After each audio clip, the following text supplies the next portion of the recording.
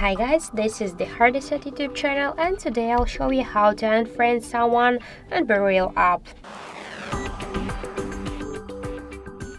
So if you wanna just remove someone from your friends, you should open the BeReal application, then tap on the left upper corner, tap to the friends,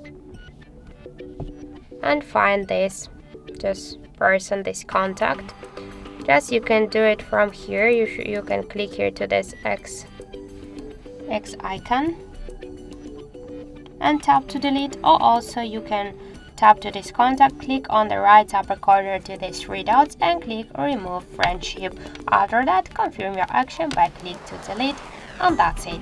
So thank you for watching, and if you find this video helpful, don't forget to leave a like, comment and to subscribe our channel.